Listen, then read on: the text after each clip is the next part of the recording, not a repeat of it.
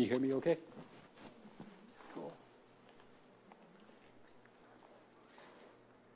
Well, good evening, everyone. A really surprisingly beautiful evening, actually, after the last couple of days. So thank you all for coming in a very busy time of year with classes ending at the university, spring in the air, the daffodils and tulips actually blooming.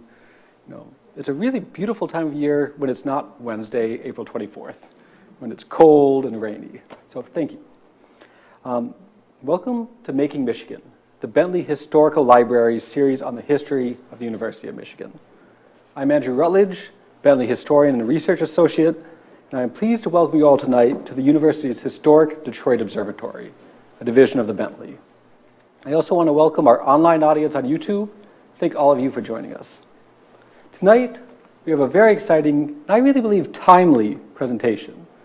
We're in the midst of a wide-ranging conversation across society about the future organization, structure, and even nature of education. A debate that has really been given added impetus with new technology such as the internet and more recently the advent of artificial intelligence. Our speaker tonight is Bob Bain, someone who has been thinking deeply about these issues for decades. And he's joining us this evening to discuss one promising avenue for reshaping historical education, and we'll be exploring U of M's role in developing a really remarkable new way of teaching students about the past and our place in it, the Big History Project. A faculty member in the Marsal Family School of Education, as well as in the Department of History, Bob has been the faculty lead on the Big History Project for over a decade, researching, thinking, and rewriting the various ways to teach and learn about the past across massive time scales and massive geographic scales. Now, I admit, when I first talked to Bob, I was going back to my time in graduate school, when I was doing a dissertation that had 3 different languages, 5 different countries, and 3 different continents. And people looked at me and said, "What are you doing?" I thought that was a bit much. The Big History Project makes that look like I was just looking at a single archive. But the Big History Project is really intriguing because it's not just a way of engaging students in new ways about the past, but it's also about teaching them how to think critically about the world and our places in it, not just today, but over millennia. Now, Bob Bain is the chair of the Secondary Education Preparation Program in the School of Education here at U of M. Before that, he was actually teaching high school history and social studies for over 2 decades in Cleveland, Ohio, before he earned his PhD at Case Western University. He then joined U of M in 1998, where his interests have focused on the intersection between disciplinary ways of knowing and the social sciences, broadly defined, and the various ways we teach and learn in all those disciplines. And he's thinking about this not just in terms of classrooms, but also about museums, online, and in our everyday lives. He's also continued working with secondary educators, both through the Big History Project, but also the World History Project, and also the co-founder of the award-winning Clinical Rounds Project. So lots of projects he's been involved with. He's thought long and hard about new and innovative ways to teach past. And in addition to all that amazing stuff that I'm just really impressed and blown away by, he's an award-winning teacher himself and just really a wonderful conversationalist and storyteller. So please join me in welcoming Bob Bain.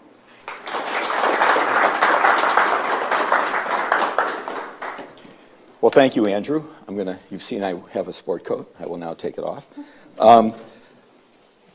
Thanks. It's really wonderful to be here at the observatory. The observatory in our work has played a major role. In fact, in the Big History Project, there are 2 institutional histories. There's an institutional history of the Wilson Observatory because of Hubble's role in the Big Bang, creating the Big Bang.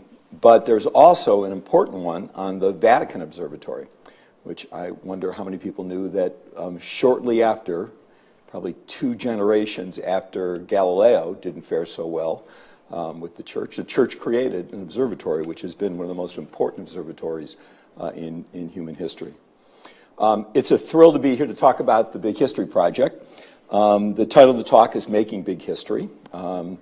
And what I'm really going to focus on is the role that University of Michigan played in adding billions of years to students' education. And I'd like you to stop and think a little bit about that. Think about the history course, the last history course you took, how often it was that it was, a rush through time.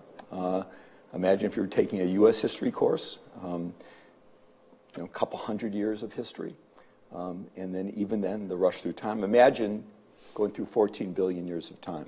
Well, that's essentially what we're going to do. I'm going to focus on the Big History Project, and it's really a story of how in serendipity and the Goldilocks condition. Goldilocks condition is a term that came out of physics, and it argues, just like the fairy tale Goldilocks, something was too hot, too cold, just right. It's when the context for something is just right for something to emerge. And part of the story, and part of my role in it, is a whole series of serendipitous events that led to University of Michigan being involved in this, and some really important people being involved in it, and the timing was just right for something to emerge. And what we did was we created an innovative and successful educational design experiment, which is what I'm really going to talk about. So let me start with the conclusion. Give you a chance to, if you want to leave, then you can. I'm going to make 3 points. The first one is that the Big History Project offered students in nearly 200 U.S. schools in at least 55 countries a chance to learn an integrating, coherent, and big narrative filled with 14 billion years of stuff, that's a technical term us historians use, questions and wonder. By the way, I'm only talking about people that are actually taking the entire course. There are approximately 5,000 schools in the United States that are taking segments of the course, and over 91 countries that are using it for segments of the course. My second point is that the Big History Project created a deep pedagogical infrastructure and built a course on it to enable teachers to manage some enduring educational problems. That word problem is going to pop up a lot here. I'm using the problem not as if it's something bad. I'm using it the way scholars might use it. If you go to graduate school, you're taught to figure out what is the problem you're going to work on for the next 3 or 4 or 5, or in some cases, much longer years. In this instance, I'm referring to problems that cause us to think. And as I'll argue in a bit, for educators, there are enduring problems that don't go away, that you constantly work to manage them. Well, the Big History Project created an infrastructure that allows teachers to manage some enduring educational problems to support student learning. That's the second point that I'm going to make tonight.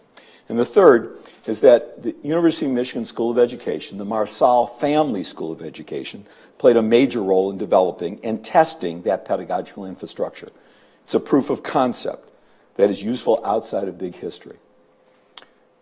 So I'm going to raise a series of questions that will guide us. What is big history? What's the Big History Project? How did the University get involved, and what role did we play?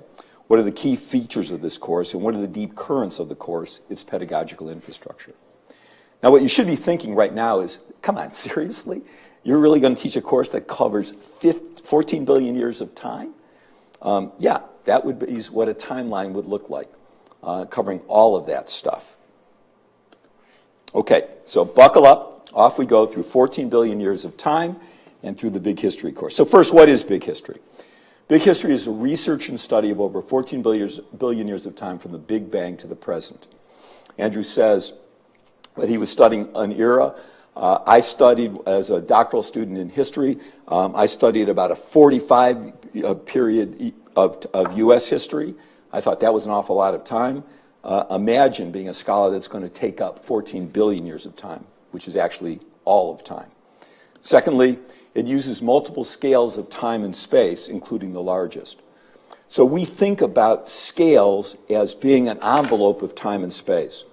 And we can, just like any kind of map uses different scales, we use time and space thinking differently about it. You do that in your own lives. So if I said to you, can you periodize your life? What are the major turning points? You'd be doing this at a large scale. For me, it would be look at a number of years, right?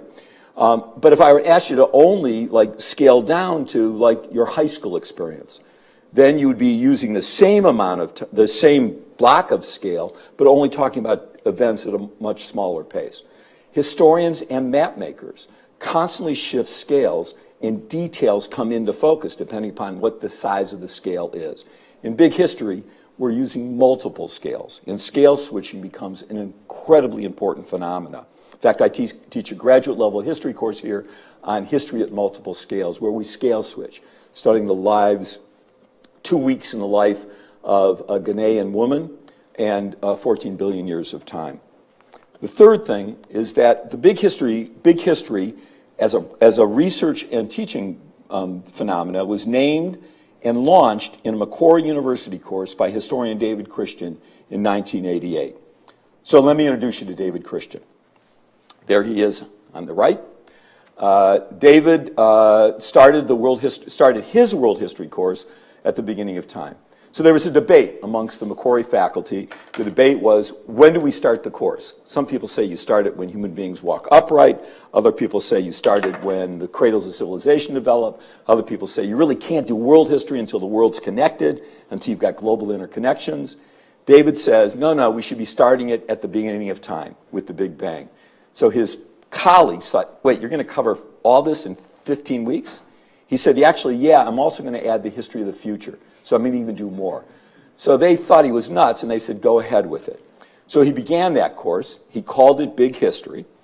And what he did was he invited in, he didn't know this stuff. He's a historian of actually Russia.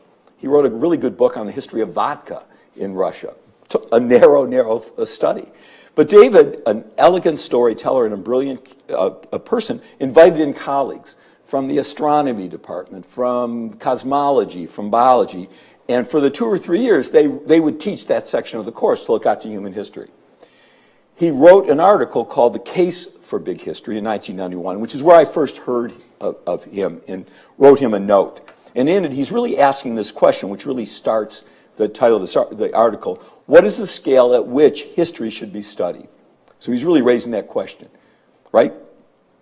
Well, what he did was, for the first 3 years, other people were coming in. They were presenting stuff, right? So the cosmologists would come in and give kids information about the Big Bang, and then someone else would come in and talk about what stars light up. And then David slowly began to hear, as most historians do, a story. As they were presenting, he began to hear a big cosmic story built around major turning points. And the major turning points for him was what he called increasing complexity. So increasing complexity, I'm going to make it even simpler. So his whole big history narrative is told around major turning points. And what he argues is there were moments in human history, in the history of the universe, where things got more complex. Now, more complex is good because it's more interesting. More complex, however, also creates fragility. I mean, the first car that I ever owned in 1965, I could change the oil. I once changed the alternator. It had a radio with only 5 buttons in it. I could do all kinds of things. It wasn't very complex. My car today, far more complex. Satellite radio. I can't do anything but put gas in it, right? Far more fragile. I mean, my gosh, you need a PhD to work on my car today. And so what David did was he was pointing these things. He said, with the Big Bang, there's a universe of just a singularity, and boom, we get a universe with a handful of chemicals in it. Helium, hydrogen, and a little bit of lithium. And then he says, the gravity, 4 forces, the gravity works its magic, and next thing you know, stars light up. And stars now are the most complex things in the universe. And then stars explode, and when the stars explode, they give us all the other elements. You know that old Joni Mitchell song, those of you that are old enough, Woodstock, We Are Stardust? That's true. We are stardust. My ring is made up of stardust. We are all stardust. Now you've got a more complex universe. And then our solar system forms. And, of course, with it, the Earth and the planet. And then one of the most amazing complex things occur, life on Earth forms. Incredibly complex, but also incredibly fragile. And then eventually the human being forms. And for David, the most important thing about us is our language, because what it enables us to do is to share learning. We have collective learning. Think about that for just a second, that because we have a common language that we can, even if it's translated, I can read, I can commune with people that no longer live. I can read Plato. whereas animals that don't have that kind of language cannot commune with ancestors that way. It's essentially what they're doing is evolving genetically and not culturally. David argues that collective learning through our language is a key feature in what makes us human. Then we have an energy bonanza. We learn to farm using agriculture, and that shapes the ways in civilization works, far more complex. For the first time in human history, we get coerced labor. We get a state that comes out of that. And then eventually, about 250 years ago, we developed the ability to use fossil fuels. David refers to this as the modern revolution. Another revolution bonanza, and that phenomenally shifts the complexity of the world in which you and I live in. So there's his cosmic story. It spread very slowly. He publishes this article in '91, and a handful of university professors begin to take it up. And I just out of interest, they write books about it. There's David's book, The Maps of Time, which I'll talk about in a second. Fred Speer at the University of Amsterdam wrote 2 books. That one is, I think, the Big History and the Structure of Humanity. Walter Alvarez, I'll come back and talk about him. He's a geologist at Berkeley. Walter's dad and he were the ones that figured out that it was the asteroid, the Yucatan Peninsula, that wiped out the dinosaurs. Luis Alvarez won a Nobel Prize for that. His book on big history is The Most Improbable Journey. It's an elegant read. Eric Chazon is an astrophysicist, and his book is on cosmic evolution. He's at Harvard. And our own Doug Northrup here at the University of Michigan, he with Cameron Gibley wrote a book called Big Ideas, which is big history. Doug's course here at the University of Michigan on big history is called Zoom, A History of Everything, well before Zoom became a way for us to communicate. Now, what did not catch on is high school history courses. There was no one in the country, I suspect no one in the world, that was teaching big history in high school. David wrote a book. This is the second version of Maps of Time, which is a brilliant book. And he also did a teaching company set of videos. He doesn't like the fact that I show this because I show it when it's really cheap. It wasn't selling very well. And the reason why I point this out is because something serendipitous and dramatic is going to happen to David and to me as well. And that is this guy. You probably heard of him before, Bill Gates. He's been in all the newspapers. It turns out when Mr. Gates jogs on his treadmill, he watches teaching company videos. And talk about luck of the draw, he happened to watch this video. Now, it's 48 videos, 48 different things, 24 hours of essentially David standing behind a podium lecturing on big history. And Gates was fascinated by it. In fact, he went on one of those television programs and said, the best thing I've watched or seen has been the big history course.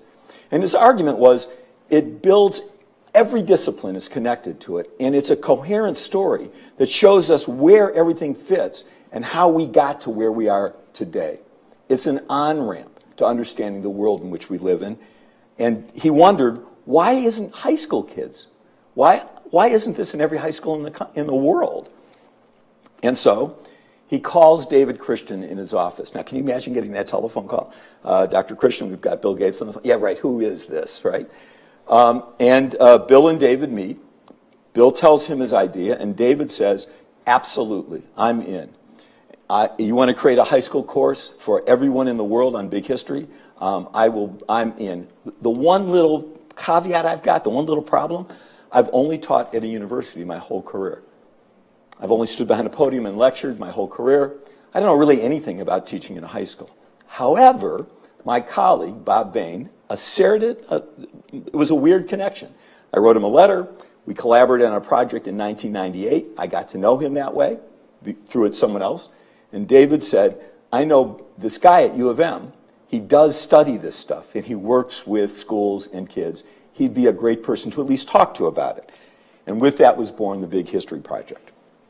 Now let me start really quickly with the goals. That's the last flying thing, I think. Here's the goals of the Big History Project at the outset, but I'm going to show you what we did to it. So remember, David is a brilliant, brilliant person, an unbelievable lecturer. And what his idea was, I'm going to construct a syllabus and we'll give these lectures, just like I did with the teaching company set of videos. We'll do it for high school kids. They'll be shorter. And so the idea was, first, it was going to be a free course in big history for high school students, and sponsored by BGC3. A quick note about BGC3. When Bill Gates left Microsoft and then left the foundation as the chair of it, he opened up a small little company, which was called BGC3, really a mom-pop shop, in Seattle. And the BGC3 stood for Bill Gates Catalyst 3. Today it's called Gates Ventures, but it's essentially a small little place doing only what Mr. Gates is, his boutique projects. Big History was, I think, the first project in BGC3. Secondly, it was going to use a Christian syllabus and narrative to then demonstrate stuff to high school kids.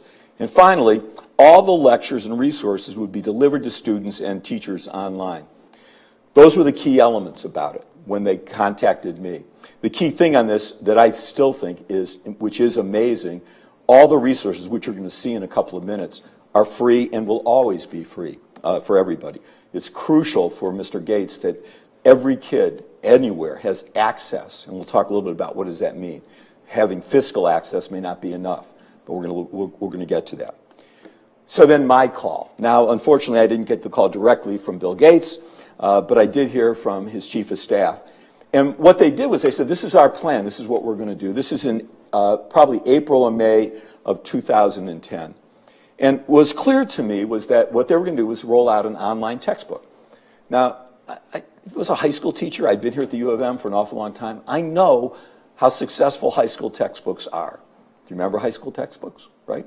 Probably want to forget them. They're incredibly successful for the authors and publishers.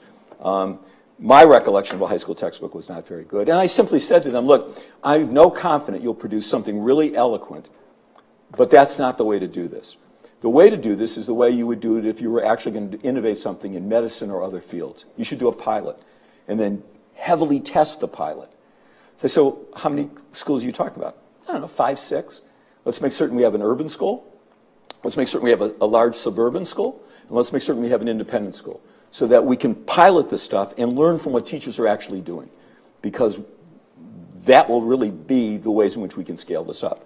And so the real dark secret to this was I saw this as a real opportunity to actually apply the scholarship on teaching and learning that I had been doing, and more importantly, my colleagues had been doing. So obviously, they buy this, and I'm going to be in it. But let me take a second or two to talk about the U of M research and development. I'm going to go through this very, very quickly. I wish I could spend a little bit more time on the research that myself and my colleagues have been doing at the Marcel Family School of Education.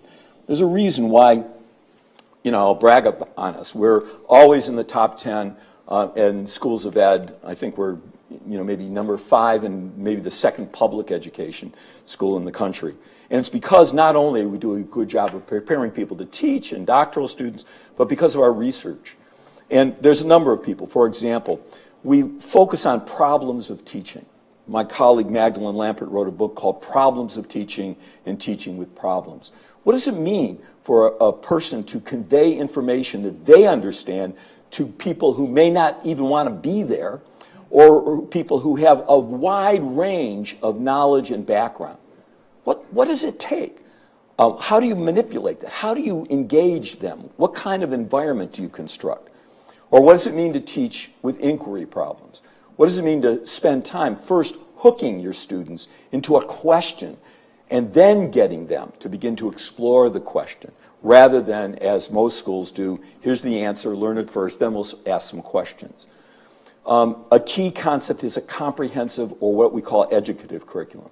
My colleague Deborah Ball and David Cohen phrased this word in educative curriculum. That's a curriculum that teaches not only students, but teachers. Prepares the teachers with the content knowledge they need to teach. At the same time, they're learning how to teach it to different people. And that will become an incredibly important thing in big history. I mean, I steal that idea and run with it, because imagine, there is no high school teacher who is well prepared to teach cosmology, geology, biology. I mean, I often say that when I started this course and we started talking about chemistry, I'd say the last time I took a chemistry class was in 1965. I think there were only 4 elements: earth, wind, air, and fire. The idea is that the curriculum should be comprehensive, meaning it provides not only resources for teachers, not only for students, literacy things, assessments, professional development. We use disciplinary thinking. That means if you're teaching mathematics, that's different. The kind of thinking that a math teacher does is different than the kind of teaching that a history teacher does. We all use the word proof, but trust me, a proof in geometry is way different than a proof in history.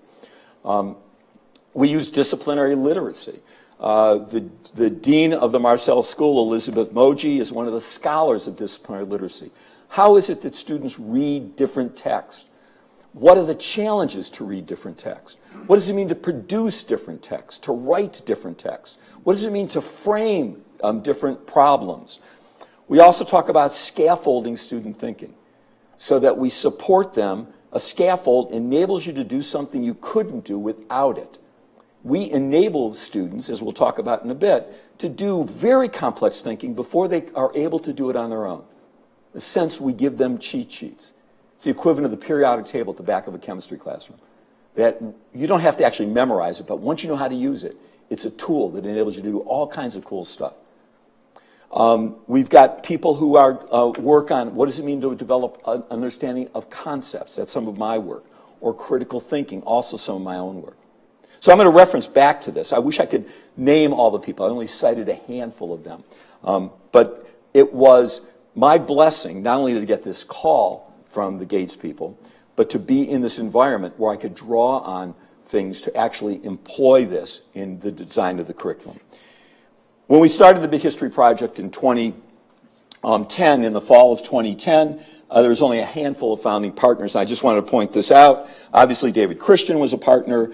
I'm a partner, University of Michigan, and if you read that a little bit, it is working on the pedagogy. David is clearly going to develop the content. What we're going to be doing is working on the pedagogy. And Tracy Sullivan, who was a student of David's, a graduate student at Macquarie, because we decided we were also going to do some schools in Australia. When we started this project, the first year we had 5 American schools, an urban school, a private school, and a large public school. Northville High School was the school. In fact, Joe Sislo, one of the original, the Magnificent Seven teachers. Only 7 American teachers were teaching big history in 2011, right, in 2012. 2011 and 2012, yeah, we'll come back to it. And of course, the program sponsorship is Bill Gates and continues to be Bill Gates. I want to point out a whole list of contributors that helped us through this first year. There's a couple of people like Cynthia Stokes Brown, who wrote a number of the biographies. Henry Louis Gates, you probably know or have heard of. Hank Green and John Green from, he's a novelist and does really wonderful work. But I do want to point, and there's a couple of U of M faculty, which I'll come back and point to. Tim McKay is one, currently the Associate Dean for LS&A. I do want to point out those 3 people that are pictured there. So I had a small team.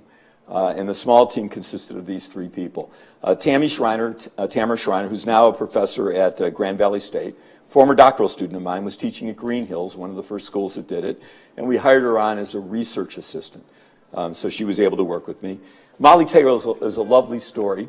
Molly was a UROP student, an undergraduate research opportunity student. When I started, I just had Tammy and me doing all this work, and so I wanted to reach out to get some more support. So we brought on Molly to do research with us as an undergraduate. She did it for 2 more years, and then I hired her on as project manager. She was that good, is that good.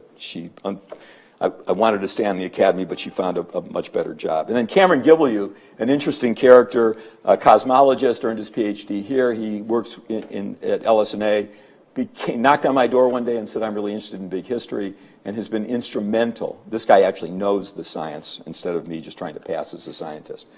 That is the last thing that's going to fly away.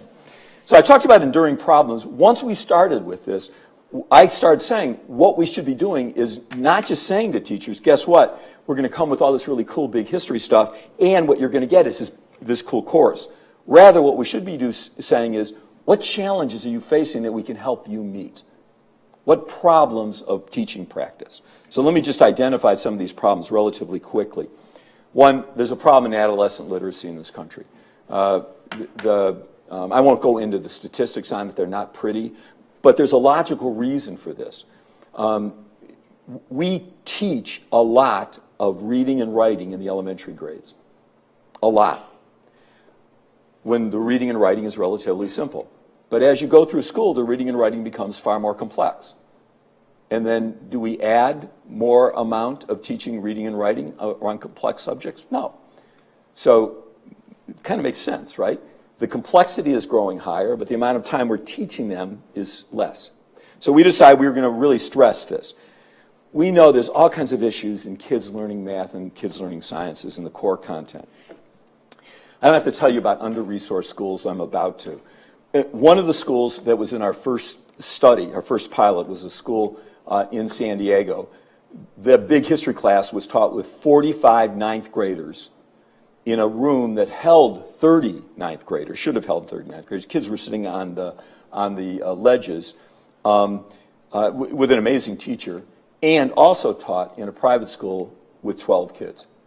So the discrepancy was huge. And Mr. Gates was totally committed to make certain that whatever we did would work in that setting as well as in that setting, which was why it was important that both were in there.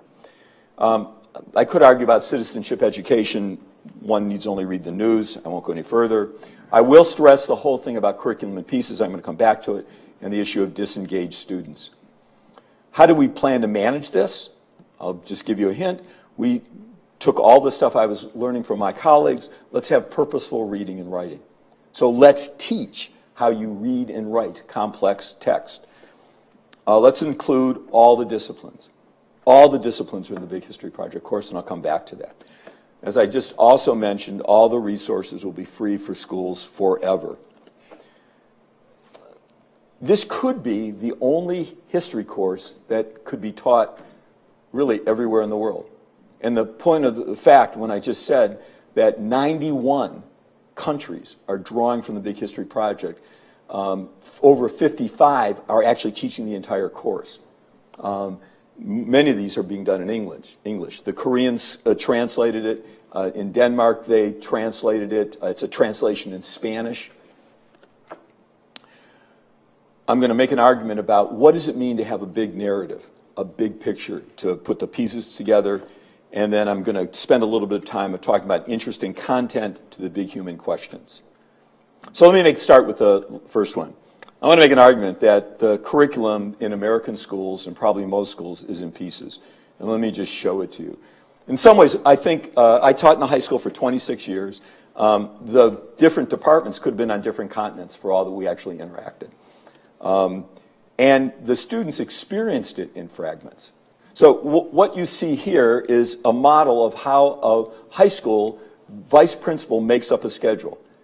What he does is he takes the teachers and then the courses that need to get taught, and it's like almost musical chairs. When a bell rings, everyone has to be somewhere. That's the logic behind it, which makes in some ways sense. But for a kid, here would be a typical high school kid. They go to homeroom, and then they take Algebra 2, then they take Western Civ, and then foreign language, in this instance, Mandarin. When I was teaching in a high school, I remember vividly a time when I showed a film on the Holocaust. My class was 50 minutes, the film was 53. So I said to my students, we're going to start it right away. I'm going to write you notes on the way out so that you're going to be a couple minutes late to your class. Powerful, powerful film. And as I was writing notes, please admit him a little bit late, I'm looking at these kids and thinking, oh my gosh, what if they're going on to a test? Or what if they're coming into no sense of what we go through when we go from one to another? Again, experienced in fragments. You may remember that. My recollection of high school was the real connectors was the time between classes when I'd see my friends. Social studies could be existing on different continents. And by the way, we could add all kinds of different ones. Let me take you through a world history course to show you that the experience could be in it. So I'll let this run for a second or two. Typical world history course as we go from one thing to another, and another, and then another, and then another. And then when we're all done with it, someone comes along and says, how'd you leave out all this other stuff? And then you should be doing this and more tests. The subjects need to be reconnected. And the model that I want to argue is it's like a jigsaw puzzle. If I came in here and said, listen, I'm going to throw 500 or 1,000 pieces on the floor, let's put the puzzle together, and you say, Bob, that's fun. What's it of? And I'd say, I'm not going to tell you. Wait, you're not going to show me the box top? Heck no. The real intellectual work is putting it together. Now, you could match up every piece and every color, but it'd be miserable. That's the argument of why so many students go through school and it's painful. They don't know how their first period class connects to their second, or how what they studied in September connects to what they're studying in October, which also has to do with disengagement. That's what David Christian gave us with this big overarching story. In a sense, it's an intellectual box top. It provides a big frame to help learners locate the stuff. And in the Big History Project course, we teach the box top immediately. By the end of the first week, the kids can give you over the 8 turning points, the 8 thresholds of increasing complexity. And what it's doing is attempting to give the students a larger structure so that when they go into other classes, they'll recognize it. I'll show you later an investigation we do on how Mendeleev invented the periodic table, and a whole assessment the kids analyzed for why it was important. When that kid walks into the chemistry classroom, they get why that thing is so doggone important, though they may not know how to use it. But in a sense, we're introducing them to that. Now, there's all kinds of horror stories about disengaged students. The federal government once did a study and said that 45% of American students are chronically disengaged every single day in every single class. That number may be low. Now, kids, as you know, are enthusiastic and have all kinds of wonder, and they have great questions. I've got when I started this, we had a 3-year-old friend who then was curious about a lycocon and invented this species that could survive in the desert. This is the lycocon's lair. There's a little heat and stuff like that. But something happens to this that becomes this. And I always argue that schooling was often a bad game of Jeopardy, where the answers were separated from the questions. Too often in school, the goal seemed to be to learn someone else's answers in order to answer someone else's questions, but the questions came afterwards to see what you've learned on standardized tests. Little Bobby Bain figured that the only reason teachers asked questions was to find out whether or not I had done my homework. By the way, the curriculum comes in pieces too. So if you're not a teacher, this may be unusual to you, but these are the state standards, which are lists of stuff that teachers have to cover. No connection, no questions, nothing, no intersections, one thing after another. It lends itself to multiple choice worksheets. Now, that's not how knowledge and understanding are born and grown. Let me cite another one of my colleagues at the University of Michigan, John Dewey. We really weren't peers. He was gone a long time before me. But Dewey wrote in this Quest for Certainty that all knowledge, everything you and I know, everything that we have, was once upon a time a question that someone answered. Once upon a time a difficulty that someone disposed of. Once upon a time a confusion that someone cleared up. Once upon a time, a perplexity that was mastered. Everything. My glasses, the water bottle, was once upon a time a problem that someone solved. What we're trying to do in the Big History Project is to reconnect the school stuff, that's a technical term again, to human questions, confusions, puzzles, and perplexity that generated this stuff in the first place. So everything in our course begins with questions, big questions. What happened? Why should we care? How do we know what we know? And we ask the kids to conjecture first. We don't simply say, here's a question you should care about. Here's a question, what do you think about it? And then what they're doing is assessing their own thinking against what the information we're going to give in the course. So, and these are all David Christians, we start with what is big history? What does it mean to look at things far away and close up? What does it mean to look at things like we're about to do through a telescope or through a microscope? Why does scale switching matter? Is one better than the other? We show them in that section, we show a picture of the Eiffel Tower. We say, which is the best picture of the Eiffel Tower? So one picture shows France with the Eiffel Tower, a dot, and Germany next to it. The other picture shows the typical picture of the Eiffel Tower, and the other picture shows the girding of the Eiffel Tower. And eventually the kids say, that's a pretty dumb question. Like, it all depends what I'm looking for. If I need to know how to get to the Eiffel Tower from Germany, the girding doesn't help me. If I want to send a picture home to show I was at the Eiffel Tower, the girding isn't exactly the most pretty thing. And that's what we do at the beginning. We also look at how our understanding of the universe has evolved in the Unit 3. How did stars emerge and what did they give us? How did the sun and the planets form? How do we define life and what do we know about life? How did our early ancestors live? What happened with agriculture? Why was that so revolutionary? Why did it change dramatically the ways in which we live? And then how and why has the rate of change accelerated over the last 250 years? And then what an amazing way to end a history course with a whole unit on what's next. What's the future? How do I use my understanding of the past to anticipate possibly the future? Now let me give you a short example of, I'm only give you a short clip of a video that David does which shows you the problems. You ready? He says, hoping it works.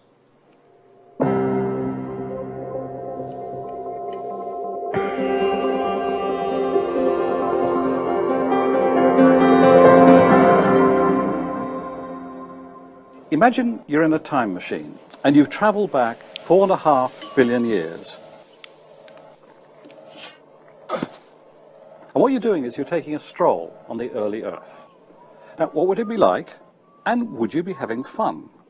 Well, the answer is, I don't think you'd be having much fun. First, you'd be walking on molten lava. Not nice. Secondly, you couldn't breathe because there's no oxygen. You'd be asphyxiating. And thirdly, you'd be ducking asteroids and meteorites that are crashing into the early Earth, lots and lots of them. And fourth, you'd probably be throwing up because of very high levels of radiation. And if you stayed there too long, your hair would start falling out too. So I don't think you want to stay there too long. Why was the early Earth so hot? And the problem is set up. So in that short little video, David gives you, a sense of it, and now the question is thrown to the students. And all of this is like that. It's engaging in these sets of problems. But you see what we've had to do first, you had to hook the kid in that question. But the problem that we faced, particularly in the second year of the course, was we didn't want this course to simply be David's lecture. We wanted to add more stuff to it. And we were convinced that doing big history must involve other thinkers and other texts. And because we wanted students to learn from as many experts and from as many multiple disciplinary texts as we could, here again, I'm applying what I learned here at U of M. What does it mean to use disciplinary thinking? How does a cosmologist think differently than a chemist? What do we use disciplinary literacy? How do we use big ideas? And so, again, the blessing of working with Bill Gates and his company, we hired the best virtual faculty to do 8 or 9 minute videos. So there's Tim McKay, our cosmologist here on our faculty, Jan Levin, who's one of the world's great astrophysicists. Henry Louis Gates talks about genetics, and there's that old, tired historian sitting in the middle. Walter Alvarez, I told you already, he and his father were the ones that resolved the issue of what killed the dinosaurs. His video is 9 minutes long, and he starts by saying, everyone likes a murder mystery. My dad and I worked on the biggest murder mystery of all. Pause. Who killed the dinosaurs? And now the kids are hooked. Nicholas Toth, we talk about Stone Age tools. Nicholas Toth talks about Stone Age tools as he takes 2 stones and makes an axe, right? That shows you he can cut it, right? He's an anthropologist at, I think, Indiana. Every one of these people not only talked about a concept, but most importantly, they talked about what their discipline did and why it was important. Tim McKay gives a lovely talk about what does it mean to be a cosmologist. And what we're doing is kind of encouraging kids to think this way. We also introduced them to some of the world's greatest thinkers. Again, Mortimer Adler once said, there's only 2 kinds of teachers, those that are present, those that are not present. And so we engage kids in all this other kind of thinking with all these great thinkers, Crick, Watson, Franklin. Crick and Watson, you know, were the ones that discovered the DNA cell, but Ruth Franklin was really the instrumental person, a woman left out of the story. We also include texts from many disciplines. So kids are exposed to a whole set of things. including graphics, original scientific studies, infographics, posters, and even journalistic stories. We also are really big on conceptual learning. Now again, my colleagues have studied conceptual learning. It's part of my own work. What does it mean to learn a concept? How do I develop a concept to discriminate between different ideas? How do I know that a student really has understood a concept? All that stuff comes from research. What we did was we not just looked at concepts, we identified, we categorized them. I'm not going to go through all of this. We identified which were concepts were foundational. If you didn't understand it, you weren't going to get the course. Concepts that were core to different sections, and concepts that if you didn't really get it, it's okay because it was supporting. There's a concept about cosmic background radiation supports our understanding of the Big Bang. Not that important if you don't really fully, deeply understand it. It's a list of the concepts. We're also developing critical thinkers. We did it by introducing the concept of claim testers. So we identified that there are 4 ways. First thing, we introduced the concept of a claim. We do this early in the course. And we introduce kids to say that there's only 4 ways you can test a claim. You can test a claim by your intuition. I think that's right. You can test a claim by authority. That person, he's got a PhD in the Caribbean, he must, therefore, I can test his claim, I can test my claim if he agrees with it. I can test a claim by logic, reason it through, or I can test a claim by empirical evidence. So we introduce them to this concept of claim testers. I do it in a short video about going to find a restaurant and then asking different people so they can test their claims. But what we do is we introduce the kids to claim testers. We invented a comic book. There's Evie, which is the claim of evidence. There's a Big Sigh, which is authority. There's Vera, the sprite of intuition. And then Logic, whose name is Andor. Pretty clever. But they're always using it. We also develop inquiry and literacy practices. And here we teach the students a complex way to think about how all inquiry is done. And so this shapes a whole series of things that we do. You start with an intellectual problem. They can be scaled at different levels. You gather evidence. You analyze that evidence. You source it. You contextualize it. You corroborate it. You're constantly taking notes. You're doing informal writing. You're conjecturing. You're writing memos to yourself. Anyone that wrote research in here, think back to all the stuff that you did when you were doing your dissertation. We engage kids in that work. And then you produce some kind of account, either a narrative, an explanation, an argument. And by the way, that may lead to more problems. We also include research problems by unit. So every unit has an investigation that forces students to actually engage in just what I showed you. And this was a way to say we are about having kids engage in this work and not just memorize David's narrative. Not just sit there and say, I'm going to regurgitate Christian's narrative, but actually engage in these kinds of investigations themselves. So, and there's the step in an investigation. The second investigation asks the questions, when and why do individuals change their mind? It's a case study of Copernicus and Galileo. Ptolemy says the Earth is in the center of the universe, and it makes perfect sense. The sun works around every day. The sun comes up. It looks like it's going around the Earth the way I see it. And we ask kids, why did Copernicus change his mind? Copernicus is the one that put the sun in our solar system. He didn't have a telescope. Galileo did. What was Copernicus doing? How could he possibly have thought that? I taught that as a high school teacher for 26 years and never once asked the question, how did Copernicus reason? So we give students a bunch of evidence. Things about NASA's pictures of what's called epicycles. Show Galileo's notebook where he discovers the moons of Jupiter circulating around the moon. We also support kids with scaffolds to support their thinking. And each one of these things asks a very simple thing but grows more complex. So with each investigation, kids are doing more sophisticated things, and these tools help them develop far more sophisticated thinking. Kids also do what's called a Little Big History project. We ask students to pick something that they care deeply about early in the course, and what they have to do is study the history of it, but they have to take it back as far as the Big Bang. They're unbelievable.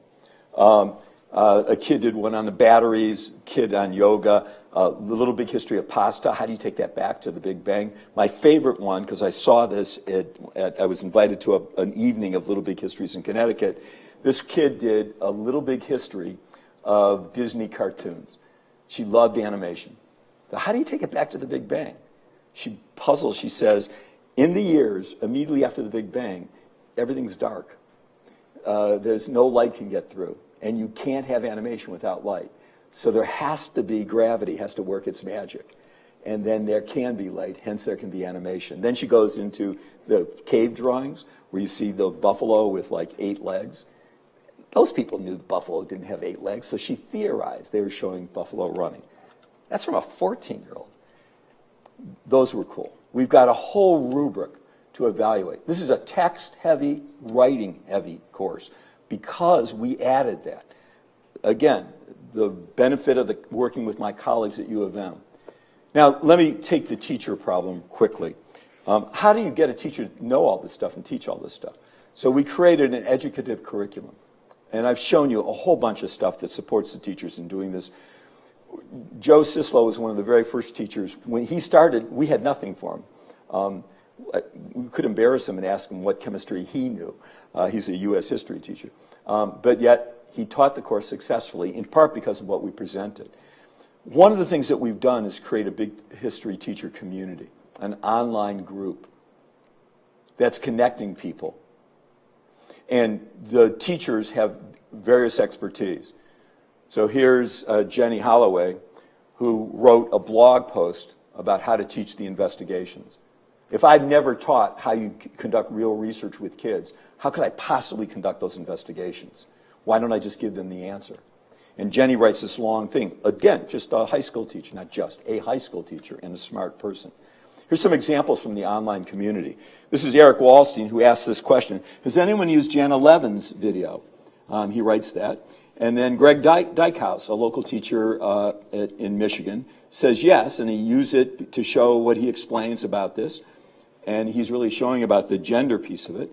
And then here's Lisa Kapp, a New York middle school teacher, who says, I love this video. I use it in a very streamlined way. What other opportunity can teachers who are teaching the same curriculum have to communicate? Often teachers don't communicate across the hall, but this enables them to do it. Here's an international connection. Jonathan Gallimore, an Australian high school teacher, talks about something he's doing in human progress, and a teacher working in India responds to him. They're all teaching the same curriculum, but doing it in a uniquely different way. It is building interconnections. Or they can cross over time and space. Because the Australian teachers start the course in January and not September, here's a teacher that posted something in May, and an American teacher picked it up in October when it was relevant to them. So what you should be asking yourself is, how do all these pieces fit together? Why isn't the course in fragments? And here's where I come back to the deep pedagogical infrastructure that enables teachers to support and develop student learning.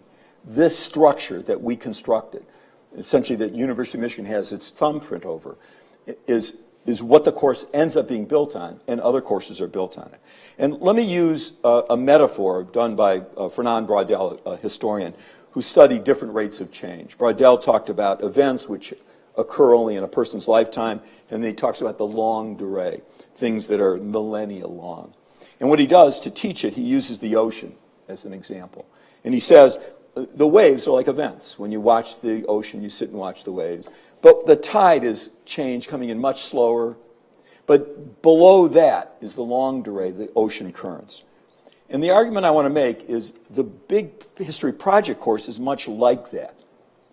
That the thing that everyone pays attention to is this events of 3.82 billion years. It's the waves. But sitting below that are the spiraling lessons that a student goes through over a year to improve their thinking. The argument I want to make is that's the undercurrent, that the whole course sits on top. And let me give you just a couple of examples of it.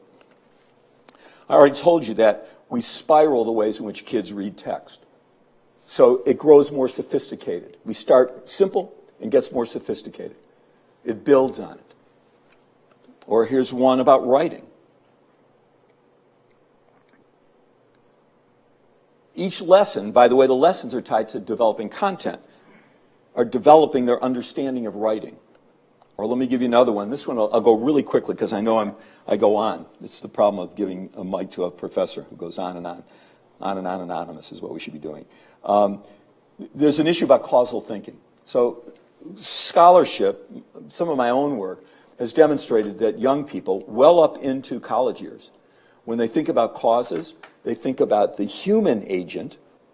All cause is done by humans, and it's all by what comes closest to the event under study.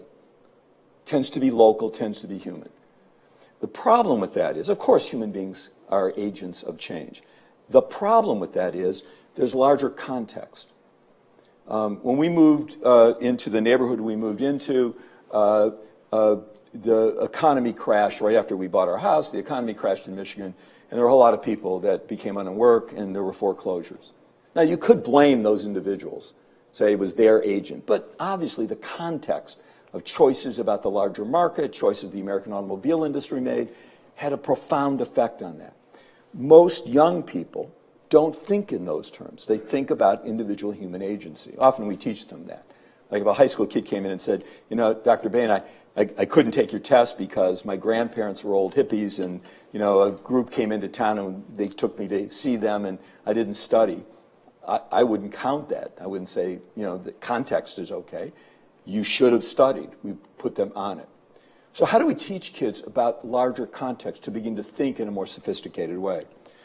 Well, I stole something from a colleague of mine. I'll show you a book that he and I have edited.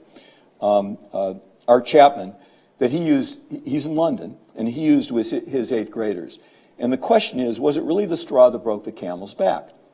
And in it, he tells the story of poor old Alphonse. Once upon a time, there was a camel called Alphonse. For various reasons relating to an unfortunate accident during his birth, the camel had severe back problems. This was not the end of his misfortune, however, because he had an evil, exploitive owner called Frank the Camel Killer, who regularly overloaded his camels prior to take them on grueling and totally unnecessary round trips up and down mountains on his way to deliver goods to customers. The customers, shockingly, were completely indifferent to those frequent and gross violations of the rights of camels and found Frank and his antics at least vaguely endearing.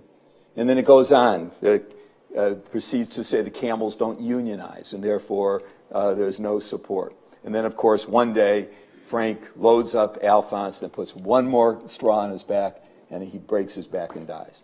Then we say to the kids, what caused Alphonse's demise?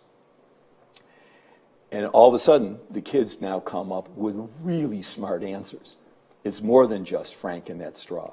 I was teaching this in Shanghai, and one kid said, clearly it's geography. And not only did I say, what? His classmates went, what? Yeah, clearly the geography is what killed the camel.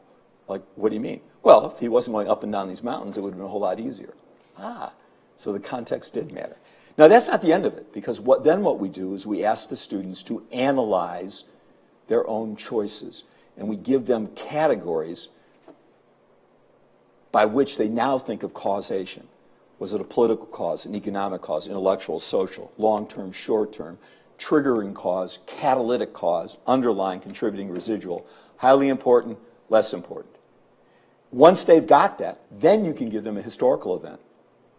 Like, let's talk about the advent of World War I. Was it the straw that broke the camel's back, the shooting of Archduke Franz Ferdinand? Were there other political causes? Were there geographic causes? And kids all of a sudden have a set of categories that cause them to think differently than they do in their own normal way. And then, of course, what do? We build in a series of spiraling lessons that build on their understanding so it grows more sophisticated. And this is the fundamental structure. So in conclusion, 3 points. I hope you can see that Big History offers students in nearly 2,000 U.S. schools in at least 55 countries a chance to learn an integrating, coherent big narrative with 14 billion years of stuff, questions, and wonder. Secondly, we created a deep pedagogical infrastructure, and we built a course on it that enables teachers to manage some problems and help support student learning. And that this university played a major role in developing and testing this. Now, what you should be doing is say, oh, not so fast. I'm wondering, did the kids learn anything? That's the question all of you should be asking. And do the teachers benefit from using these materials? Right? We know a whole lot that professors could say, that course went really well, and no one learned very much. Other courses using. So let me just show you a couple of examples, because we test this. That was also what the University of Michigan did. Here's a baseline question that a student, an inner city kid, answered to the question of what was the Big Bang. He's a 14-year-old. And this is the same question he did at the end of the course.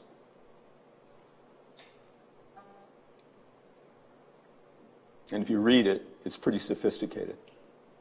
And this isn't done in a science class. It's done in a history class. I could show you writing results. This is going to be a little complicated to explain, but the baseline is the first test they took. They do a writing, an investigation the first week of school. And at the bottom, you see kids that are inadequate. These are ninth graders that were probably doing sixth grade work. 25% of the kids were inadequate. And then you have developing, and you can see it. And then we do another one at midterm, and then we do another one at the end of the course. There were about 2,600 students per wave on this, including Title I students, schools, and under-resourced schools.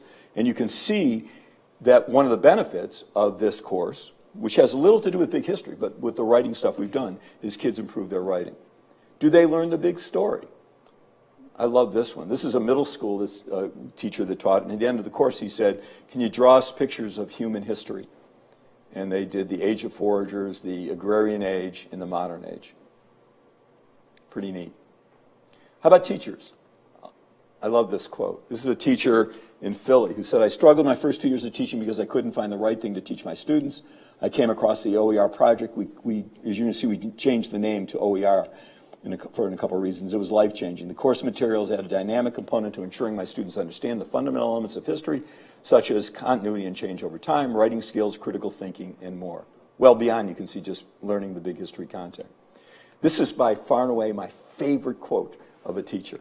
I gave a workshop in Maryland, and I'm walking with the teacher to lunch, and she says, you know, big history enabled me to be Meryl Streep. And I looked at her and said, what are you, nuts, Meryl Streep? She said, yeah, Meryl Streep. And she says, you know, I used to be envious of Meryl Streep. And I said, well, because she's such a good actress? No. I'm envious because all she has to do is act. She doesn't have to set the stage. She doesn't have to build the set. She doesn't have to write the script. She doesn't have to prepare the food. She doesn't have to do the audience testing. She doesn't have to sell the tickets. She just has to come in and act. Not me. Until the big history project, I had to set the stage. I wrote the doggone script. I had to do the curriculum. I tested the students. I was doing it all. I was exhausted. I didn't have time to enact the curriculum. She said, what you guys did was you gave me all of it. You set the stage. You gave me the materials. And what I did then was made it come to life for other human beings. And I made choices. Just like if you watch Olivier's Hamlet, it's different than, Cumberbatch's Hamlet. Very different. But the script is the same. And the teachers enact it. And that seems to me really what we've done. By the way, we now refer to this as the OER project courses because this course was so successful, the Big History Project, the infrastructure was so successful, that Mr. Gates decided that they would do a world history course. So we have a number of world history project courses. All have a big overarching narrative. This one has 3 overarching narratives. I wrote this course. And then has the same kind of stuff, investigations, text, et cetera, and even a climate course. What I just presented you was a smattering of what's there. Because a guy named Bob Regan and Andy Cook ended up, I mean, I had a full-time job. They ended up running this thing. They did amazing things building out that infrastructure that we constructed. I've only scratched the surface here. The major developments and growth in over its nearly 13 years has been stunning. Let me really end. This is the real end by Fernand Braudel, who says, everything, this great historian says, everything must be recaptured, and we must relocate it in a general framework so that we can respect the unity of history, which is also respecting the unity of life. And I think that's what we've been working so hard to do, to relocate the subjects and thinking processes in a coherent, unified instructional framework to help students deepen their understanding and prepare them for the challenges they're going to face. We're still working hard to reconnect students to their wonderings. And did you wonder about my 3-year-old friend and his Lycacon? He and his sister are now 14 years old, and they're still wondering. And their big history course is helping to stimulate and guide their curiosity. And you can see the comic that his sister created out of her big history course, which is the evolution of everything. So I urge you to check out the Big History Project and other OER project courses. OER, by the way, stands for Open Educational Resources. Everything is free. Mr. Gates is committed to that. By the way, while you're at it, you might want to check out a new edited volume called History Education, Historical Inquiry. Okay, that's a shameless plug. And I want to thank the Bentley and Andrew Rutledge and all of you. And with that, I appreciate your attention.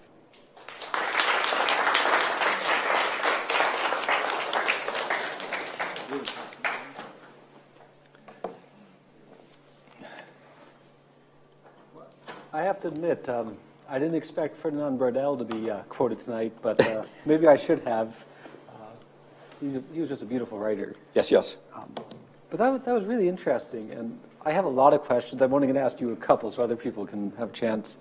But the first question I have is sort of, how do schools and educators become involved with the Big History Project? Do they check out the website and just say, hey, I want to adopt that, or do they reach out to you? Or? Well, for the first, remember, we started small. So they were convinced that we were only going to do this with 5 schools in the U.S. and 3 in Australia. And so maybe for about 4 or 5 months, I recruited. We needed to find teachers that were going to be adventurous.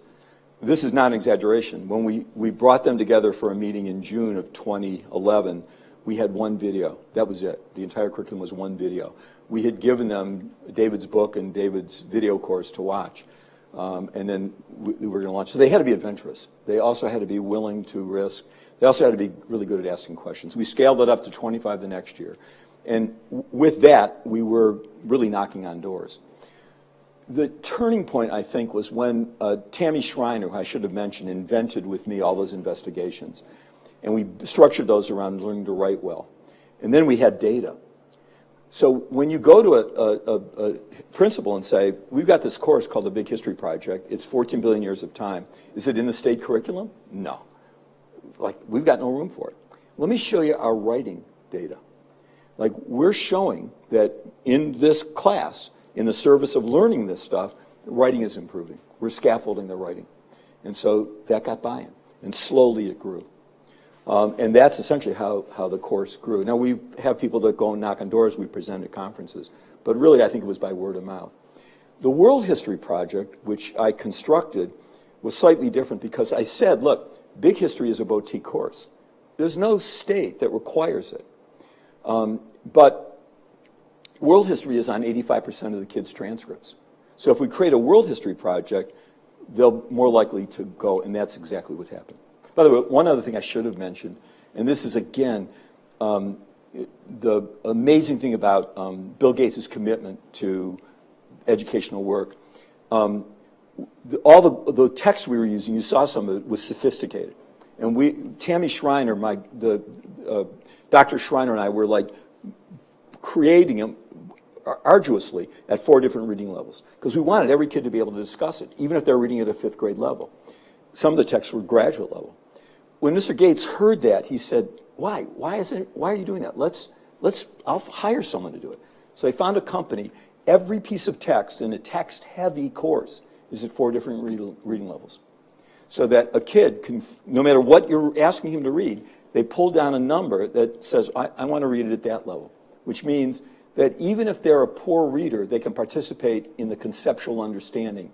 And you really, if you listen to some of the conversations in the classroom, you'd have no idea what level that kid read it at, which is just, again, another one of those amazing things. I defy you to find any other course that actually has that kind of diversifying effect for kids. So essentially, it's a long-winded way to say that we started by knocking on doors, then word got out. And now it is, the OER project is one of the most go-to sites anywhere in educational history. It's all free. All the stuff is free. And one of the other things that's really interesting is the sort of just really the global aspect of this. Could you, obviously it started with Australia and the United States, but could you tell us a little more about how it sort of expanded to what you said was 91 countries at least teach? 91 countries pull stuff down from the site. 55 countries are teaching the entire course. Remember, the argument that I was trying to make was the virtue of the Spiraling curriculum is it supports kids all the way through. You can pull down stuff. I don't know that you're going to get the same effect. So, but 91 people are pulling it down. I think, the fact that Bill Gates went on television and promoted it, the fact that Gates Ventures, his Gates Notes was doing it. We had a lovely cover magazine story in the New York Times Magazine, a lovely one that helped promote it. David overnight became this celebrity. The price of the Teaching Company video went up. He went to Davos. Al Gore wanted to meet with him to talk about to what effect this is affecting climate change. And so all of a sudden we became highly attractive, and I think that helped. The History Channel came to us and said, we'd like to run a big history series. So I think that's what happened to it. The other thing, for whatever reason, I got invited, blessedly, to Asian countries. I've given talks in Singapore a couple of times, Taipei, Thailand, Bangkok, China, and with, again, this interest in trying to create a global understanding of humanity. I think the nation state's not going to go away, and I think that what people want is something outside that give a real sense of meaning beyond what the nation is. And I think that spirit is what David touched, I think. It sounds a romantic way to believe it, but I actually think there's some piece to that. That's really kind of hopeful and uplifting. That's a really nice sort of thing to envision happening in some form. But speaking of outside, most of the educators that seem to be doing these sort of courses are history educators. What has the reaction been from somebody who says, like you say, does high school chemistry?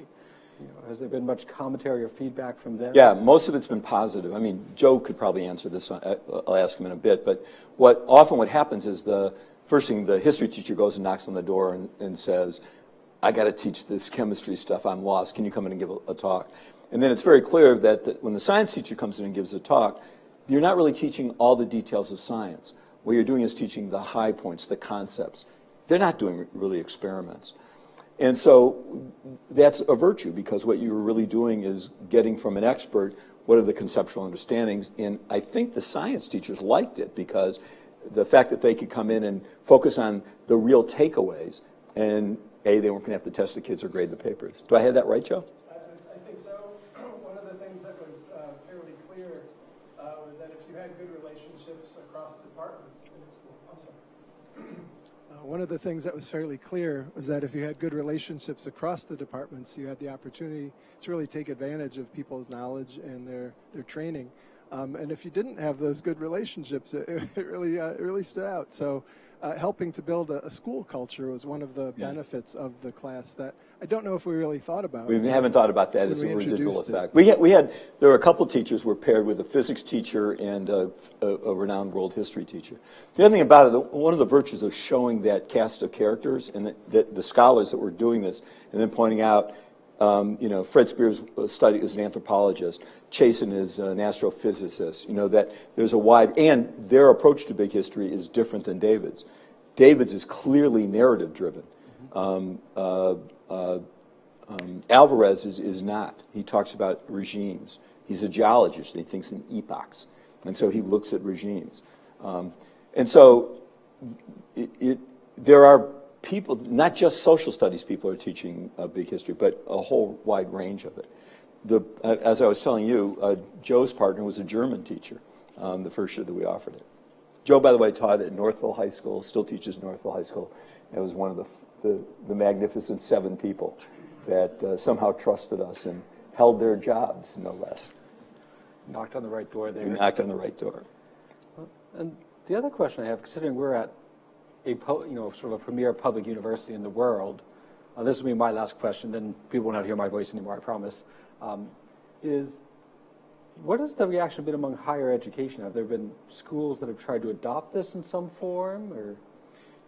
Yeah, it's varied. I mean, there's not one given way. There are a number of universities that are using our materials to teach undergraduate courses. The fact that the reading level goes way up to young adulthood, that's fine, and they pick and choose what they do and how they structure it. I'm in a conversation with an international scholar who is using it to prepare teachers, not social studies teachers, but elementary teachers, because they have to know all the sciences. So what he's doing is he's using this course that way. So it's being offered at this university for elementary school to become a certified elementary teacher. So it's a wide range. One of the one pushback, we've gotten a couple of pushbacks. One from academics who say, there's no way anyone can master all the content.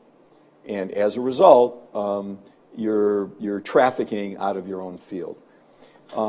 My response to that is, yeah, I don't know the physics. But I got to tell you something, I'm using the best physics I can find, and how am I finding it?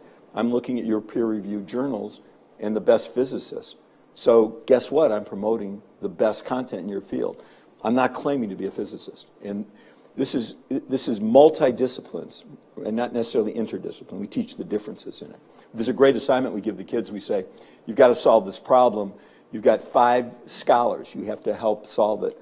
Who do you pick and why? And then what they have to do is think, what does a chemist bring to the table? What does an anthropologist bring to the table? That's talking about disciplinarity in a way that gives it a respect. So that's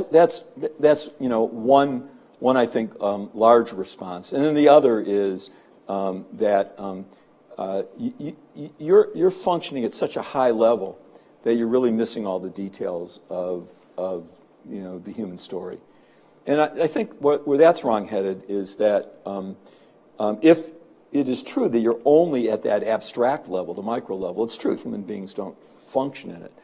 But the course tacks back and forth between the micro and the macro.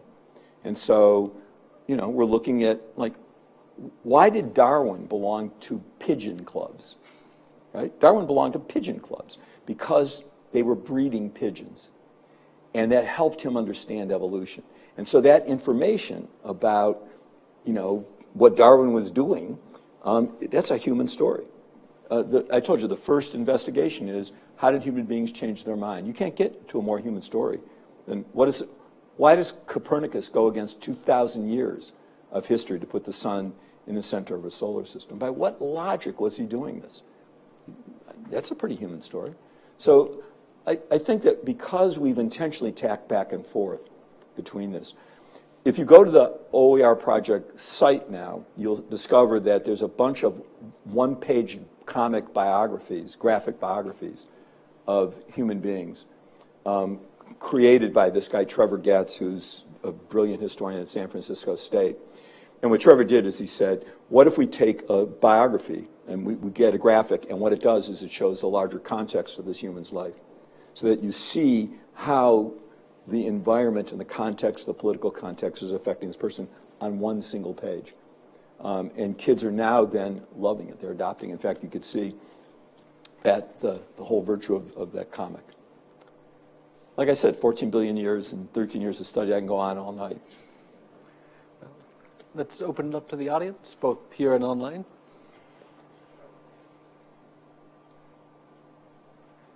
Michael Shaw from the online.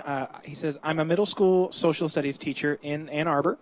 And he asks if you have ever considered collaborating with the School of Ed's Read, Inquire, Write team to develop inquiry-based materials with them. Yeah, so what he's talking about is a wonderful project that my colleague Chauncey Montesano and Mary Schleppengrill, now emeritus, designed for middle school teachers. The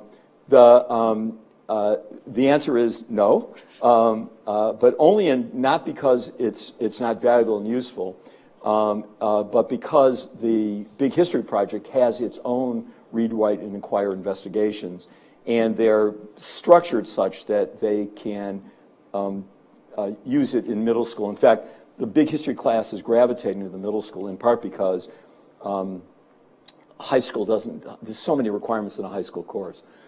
And what we do is, I'm a great fan of the work that Dr. Montesano and Dr. Schreppengrill did.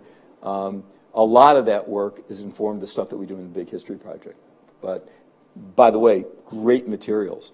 Read, Write, and Inquire. A lot of good stuff coming out of the School of Ed at U of M.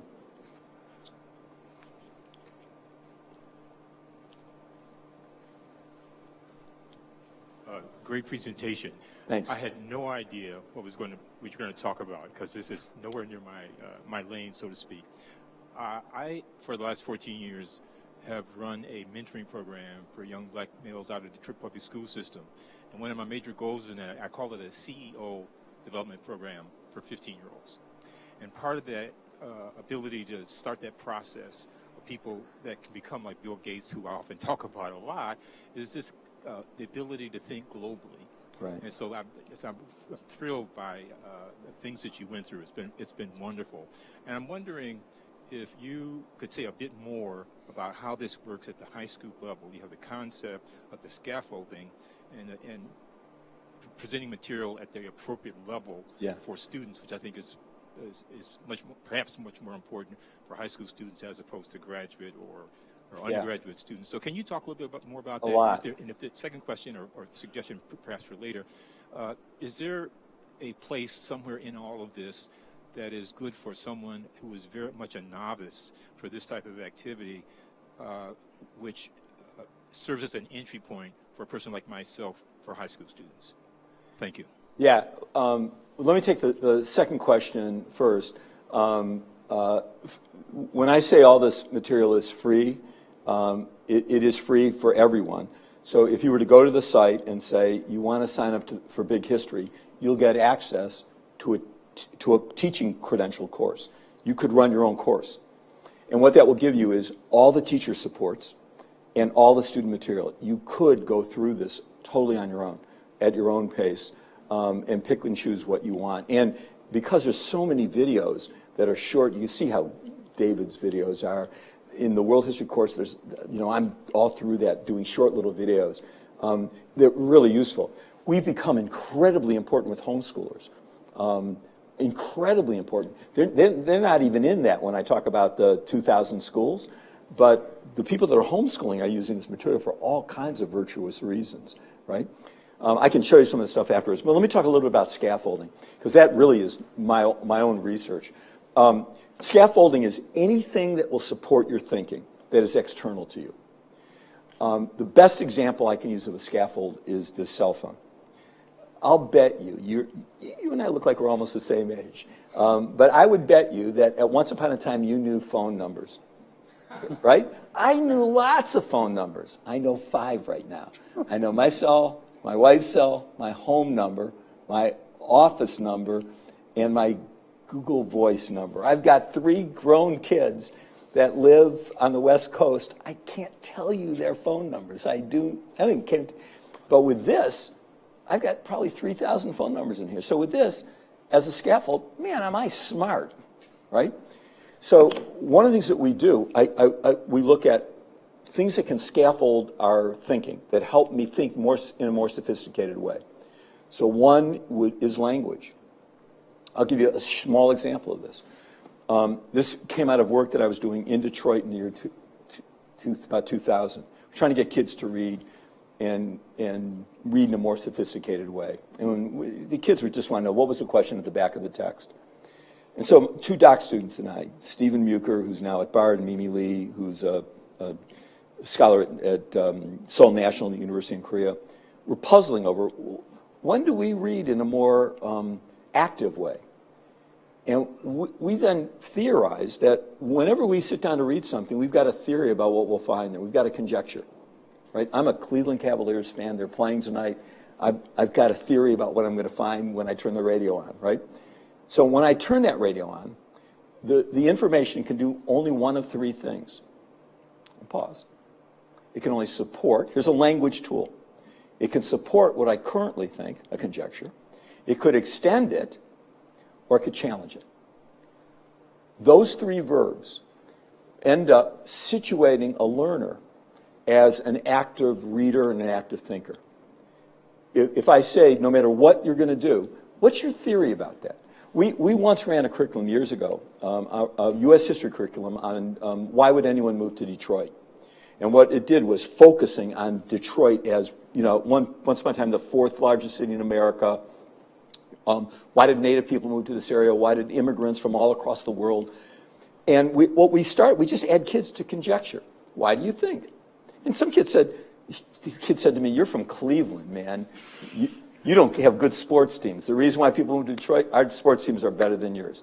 Did we tell them no? Heck no. We said, wait, that's a pretty good theory. And then we tested it. Is that why people did? Did the new information support, extend, or challenge? See what it is? It's a scaffold that changes your thinking. There are visual scaffolds. I spend a lot of time about what is a visual scaffold. The periodic table is nothing but a visual scaffold. It enables me to think about how everything is organized. So what we do is we do a lot of the design on that. What we do is we take where a learner is, where we want them to be, and we don't curse them because they're not there or grumble because they're not there.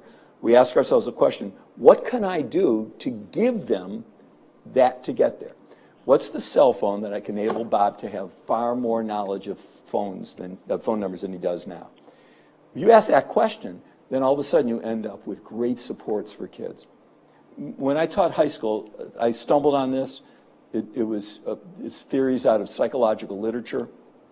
And there were all kinds of stuff on my high school wall that helped my kids do far more thinking than they could possibly do. I had to think. We determined what made something significant in history. Most kids think if something's significant in history, research says this, it's one of two things. It's of interest to them personally, or an authority that I care about tells me it's important. Now, if the kid doesn't care about the authority, like it's going to be on the test, I don't care about it, not important. And if it's not of your interest, that's not the way things are really made significant. It's important. So we had kids determine what made something significant. I won't even go through the exercise. And they listed 5 rules for determining what makes something significant. An experience that they had. Then what did I do? That became a significance tool. Hung in my classroom. We studied the agricultural revolution. I said, the textbook, you're going to read about the agricultural revolution. I don't want you to memorize any of that stuff. I don't want you to answer the questions at the back.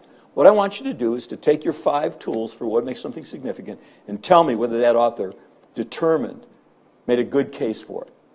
And the kid said, whoa, like, that textbook weighs 12 pounds. You want me to critique the textbook? Yeah, I want to know, did that guy make a good case for why the agricultural revolution should be in the book? Now, guess what? In critiquing it, using their rules, that's a scaffold, right? It's not of interest to them. And I didn't say you have to do it. Your rules, apply it. It's a conjecture. They made a bet. And somehow they engage in it. Guess what? They learn about the agricultural. Now, they may not agree. That's a scaffold. Does that make sense? Yes, very much so. I can send you stuff that I've written on scaffolding. It's always a danger to ask an academic. I'm not a plant either. I didn't know that was. You're sitting next to my wife. Should she nudge and say, ask about scaffolding? She didn't whisper. I think we have time for maybe one more question. So there's a comment on YouTube that I wanted to share that I thought was really nice from Rubith Ronquillo Hipolito. I hope I pronounced that correctly. She said, "This is extremely helpful. I have been teaching big history in the Philippines for almost 6 years. Each year I want to improve on content and delivery. An avenue like this will allow me to do that." So, Wonderful. and then I have the question. Good. So I work here at the observatory with a lot of our student docents. I've brought them in here because I wanted them to sort of learn from you a little bit. And we are sort of this informal education museum, right? It's docent-led. It's a lot of exhibits and displays. I wanted to know if you had any sort of, simple thoughts. You don't have to go way into it, but anything basic that advice you might have for us in meeting the various backgrounds of our visitors and sort of making it an interesting, engaging experience that they learn from. I'll try and be short. I fell into a research project with Henry Ford years ago that ended up people thinking I was a museum educator, which was fun. I ended up being on the Museum Studies Advisory Board. They published some on this. I'll make the same argument that essentially Dewey makes about problems. When I took kids to field trips to museums, I never did it well. And they would, go, and the thing that was most interesting to them was a souvenir shop that they couldn't wait to get. And then they would buy the souvenirs that I think weren't very educational. It took me a long time to realize that I didn't give them a question or a problem for why they were going. It's amazing. When someone has a curiosity about something, then you have to stand in their way. So the best museums, from my experience, set up juxtapositions that creates a problem that causes me to go, whoa. Now, if I can't do that by myself, or the museum didn't do it, then I do think you need someone to help you. And so, like I once gave a talk at the DeYoung Museum just about this. And the DeYoung Museum has the DeYoung Museum's in San Francisco, an amazing collection of cigar store Indians. You know those Indians, the wood Indians in cigar stores? And I all of a sudden got really curious and said, why were Native people the ones, why were caricatures of Native people out in front of cigar stores? Why were they so well carved? Who was doing this? And I posed a whole series of questions. And I said, that seems to me a hook that would get somebody to spend a little more time looking at that cigar store Indian. And then maybe beginning to think about questions he would ask. But I'm sure that's what you do. When it goes well, it seems to me that you've seduced, that's a dangerous word, but education in some ways is a seduction to engage people in the kind of thinking that you want them to do, or that will help them grow more sophisticated. And again, I'm a big aficionado of Dewey. I think that he's right. Problems cause me to think. I can go on and on about that. How many times have you driven to work and, at the end of the day said, how did I get here today, right? Because you drove exactly the same way, your mind wasn't there, unless there's snow on the ground. And the first snow, it's a problem. And all of a sudden you're thinking about it. If I can create a problem, which I might be doing right now, which might be then causing you to think. And so it's that kind of stuff, right? Like you're all sitting in chairs and you're probably unaware of the feeling of the chair until now, right? Because I created a problem, right? All of that kind of stuff, I think, just simply works. By the way, one quick comment about Dewey. Dewey's argument was that we evolved to have problems serve that purpose, because animals have that as well. That our physiology is such that if things are copacetic in the environment, we don't notice it. If you come into a room and it smells, after a couple of minutes, you don't notice the smell. But if you walk out and come back in, it goes, oh, it still smells. It's because your body adapts to it. Dewey argued that in terms of evolution is that when there's a disturbance in the environment, if you're evolved to pay attention to the disturbance, which means things, you'll survive longer. And essentially, that's a problem. How about that? How about summing up democracy and education in 30 seconds? Well, that's going to give me something to think about. That's a problem for me to think about this evening. But thank you for that really fascinating talk, Bob. And thank all of you for joining us, both online and in person this evening. Thanks as well to Austin for monitoring the live stream comments, and our wonderful Michigan media team making this visible to everybody.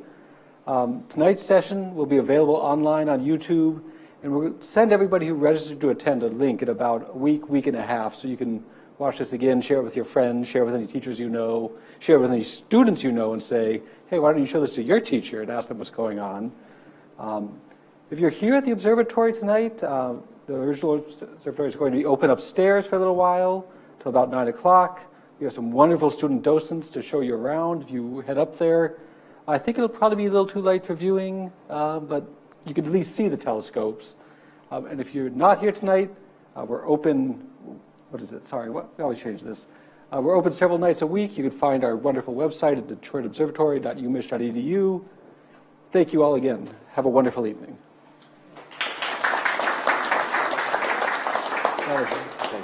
Thank you.